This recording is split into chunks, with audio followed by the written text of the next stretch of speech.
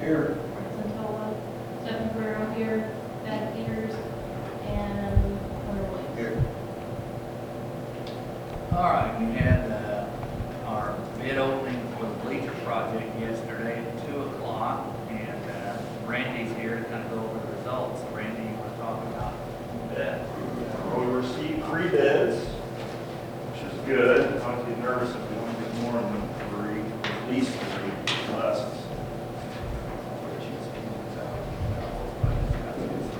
Wayne Allen, one of my associates, covered the bid opening for me, so he's the one that put the letter for me out of state on back.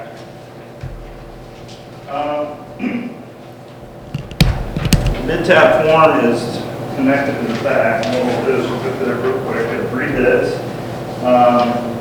Relatively competitive bids. I want to say that they were good bids. They were all close, which is always a good sign.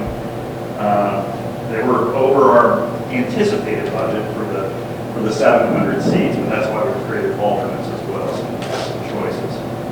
So basically what we're looking at is if we were to accept Trotter, contracting with their base bid and accept the deduct, alternate D1, it gets us down to 119,890. And so no matter what combination of alternates you would take, Trotter's going to be a little better. So Mr. Fowler and I talked about funding. I suppose that's what he wants to talk to you guys about a little bit. But obviously, it's a good bid, good company, and if we find that the funds are not able to do that, we would recommend accepting it. So, yep. Is there any questions you have? Any questions for Randy? I wanted to ask you about how it looks underneath, I guess, or how the underneath side of those. Is it like what we have out here now? Yeah, it's similar. Okay. It's similar, not as busy. Okay. But the neat thing is, that you're going to love, is they're basically closed deck, which means the seats and the risers are So all nobody can closed. fall. Nobody can fall through, and the cool part of it is, all you have to do is go up there with the lead blower and just blow everything off. Okay. Pretty easy to, and they're designed that way for safety now. No painting, No. Yeah, no. ever. Ever. Well, you should never say ever, but if it's getting painted, I don't think any of us are going to be around. So, but I think aesthetically, they'll look very nice. So, You're okay with this Trotter now? yeah. All right. Is there any way, is the underneath of it going to be closed off? It is not at this point. It's going to be a new concrete slab. Now, this will be removed, old bleachers taken away, and a new concrete slab will be poured, and then the new bleachers just set right on top of that. I don't think there'll be enough room to store anything significantly under it. It's only the larger size bleachers that are basically made of beams and girders, space almost with big columns. We typically, would fence those in and put a gate on to store stuff under them, but for the smaller bleachers, they don't structure them that way. They're no more likely. So, Well, my main concern was like with these, having kids go underneath of it. Yeah, that's- Use them like a jungle gym. there's, and that's what Yeah. we talked about. I'll show you what it looks like on the side. So, while you're talking about maybe fencing on the side here, which is a possibility, just a Yeah, with like a 6 foot. 6-foot chain, yeah, you could definitely do that. But it's definitely not as busy. I'll show you what guys are here as well.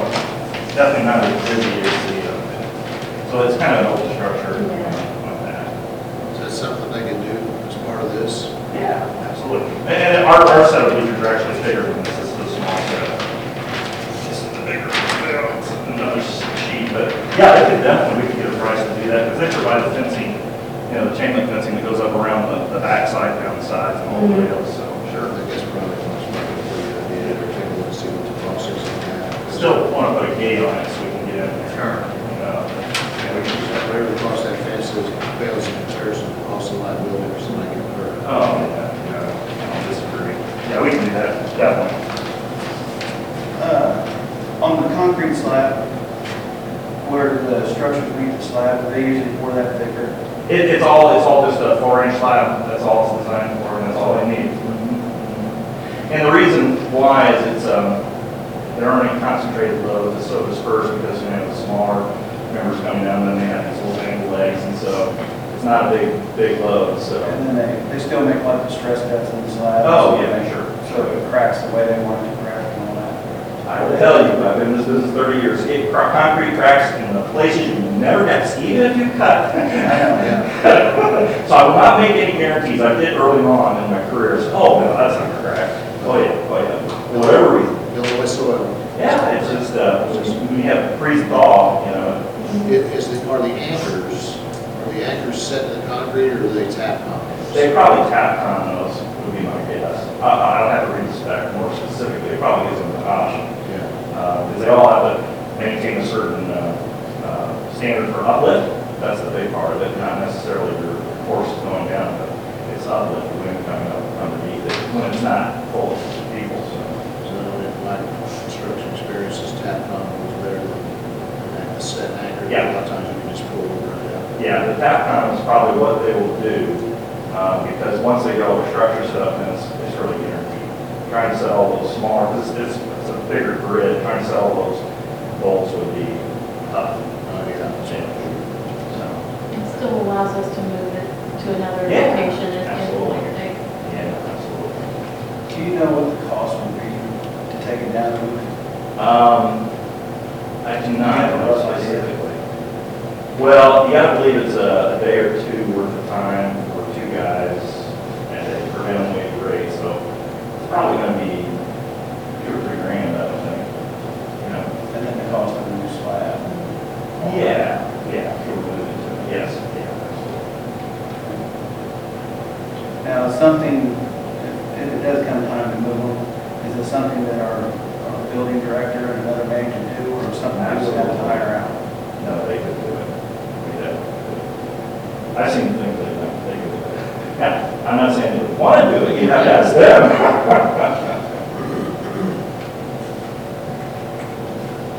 But I think, the only thing I'll say, and I told Mr. Fowler this, I said, the opportunity for our school district, wherever these bleachers need to go, and obviously, this is our high school, it's a great opportunity for the district. $50,000 in grant money from the state is money we should take advantage of. We just should, no matter what. And the other part of it is that this is being funded, with the county sales tax from Maine County, which is extremely good revenue, and it is for specifically, I think everybody, taxpayer can understand, that money can only be spent for exactly what we're spending on, capital improvements. And that stream of money is going to continue forever, as long as I know. As long as, who knows, but so you're going to have money to be able to spend to do these kind of projects, and this is a worthy, certainly. Well, I know this is $20,000 higher than we're counting on lots of these folks. Frankly, you spend enough years in the insurance business, you see things in a totally different light. $20,000, $21,000 than we were anticipating, just like I said about the fencing that off. Cost that pales in comparison to a lawsuit. If we kept these bleachers and the little kid falls through there, it's paralyzed, 2-year-old toddler, 1-year-old, and he's paralyzed for the rest of his life. And it's going to kill us. And we would not want that to happen to somebody, we would not want that on our record. And the other part of that is, if there's a negligence factor here, and we wouldn't get news here last time, I think we touched on that. There's a negligence factor to this, that if we know we have been told by our experts, our insurance carrier, our architect, that those things need to be replaced, and we just say, no, we want to spend an extra $20,000. That would be negligence. I'm not a lawyer, not a judge, but I'm sure that if we know they're bad, we don't replace them, that's on us. So extra $20,000 means nothing. That's the conversation I'm having with you, that's true. Yeah, I'd recommend, even though it is more, the 20,000 is a good investment compared to what we could be out if we choose not to do it. And my recommendation is going to be to do it, because I think we have an obligation to our community to provide the safest structures that we can. Now, does this 119,890, does this encompass the whole process, your fees and Everything No. except for the fence that we discussed. Our fees, typically how we work, if it was a health life safety project, we typically charge 10%, is what we're supposed to plug in. But I've never done that with this district. I only bill our time as it is hourly. And honestly, I don't think you see too many bills with my time on it ever. And so I don't know what the bill is for this, but it's considerably less than, in this case, it would have been almost $13,000. I don't know, it's probably a couple thousand, which is what it's at this point, so. But I'll check. Appreciate that. Yeah, so. Okay, no more questions or comments, we can entertain a motion to award the bleacher project to Trotter General Contracting for a 500 seat, for a 500 seat alternative bid, $119,890. I got one question. Probably gonna pass. When are they planning to get started if we accept their bid? And when is their finish date? Well, we got it as August 1st, because we know that they'll have the scrimmage games probably what August Now, was. the third week in August. Third week of August. So we've given And the ourselves. band preview night is the first Friday, or the 4th, or the 8th, or something of August. So we've given them till August 1st, and so I would anticipate, it's aggressive, you know, the bleacher companies are, their busiest time of year, well, the only time they get to do anything is the summer. And so they'll be, you know, have the hustle, but yeah, August 1st, and I would like to, you know, give them, they have to provide us with their bonds and insurance, the approval of the school board, and I give them a notice of award, put together the contracts that go with that notice of award. They sign it, the district signs it, and then they provide their insurance, then they can come out and sign it. I can see it, you know, being maybe before graduation, but, you know, my anticipation wasn't until after graduation. I thought maybe it'd be June 1st, give them all of June, all of July. Yeah, and that's what we've anticipated. It really won't do them a lot of good to start right up in June, because really what's the time is to fabricate these bleachers. So once they're awarded that, they'll let the manufacturer know they've got the project, they'll put it into the manufacturing process, and so I suspect that'll take 4 to 6 weeks. It probably will take more than a week total to do the slab and correct the bleachers. I mean, that's what we're looking at. So you can see not a lot of activity going on in June. You're not worried, it won't be till July. So, And this Trotter General Contracting, they're just the general, so they'll hire out the concrete. they'll probably, most generals do their own concrete, not all of them, but they probably have their own concrete finishers. If not, they'll hire a subcontractor. You know, typically laborers can do assembly on the bleachers.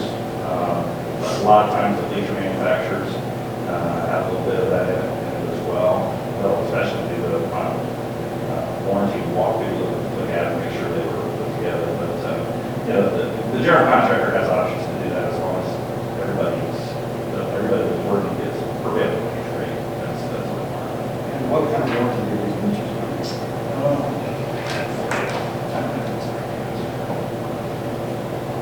When you're looking, are they a Macon County company? No, I don't know. I know I've heard their name many times. They could be, that seems like to me they're from up in the Bloomington, Normal area, and they certainly work with our Bloomington office, but I would find out for you. And they sub out the fencing stuff as well. I'm sure they do that. Start saving them up. One step section.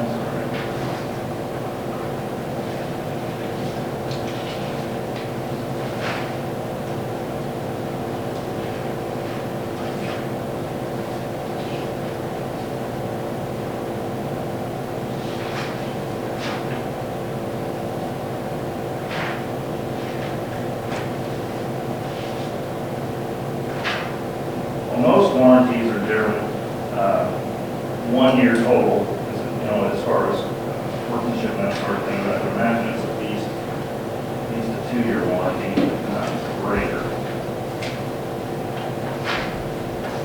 Well, I'm not wishing, I'll get you the answer.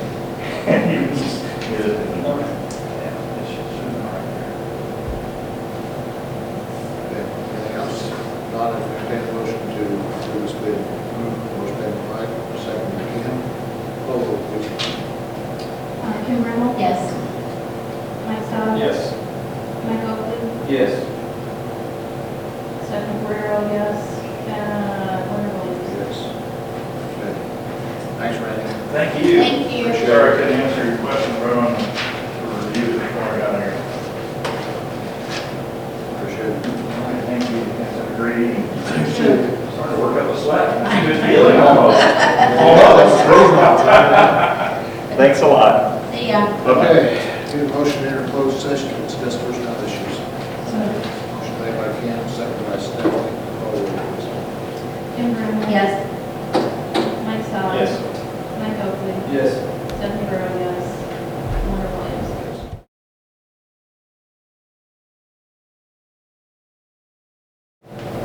Okay, we need a motion. We need a motion to employ Catherine Baird as special education teacher. Motion made by Kim, second by Mike Stahl. Roll call, please. Kim Brown? Yes. Mike Stowe? Yes. Mike Oakley? Yes. Stephanie Guerrero, yes.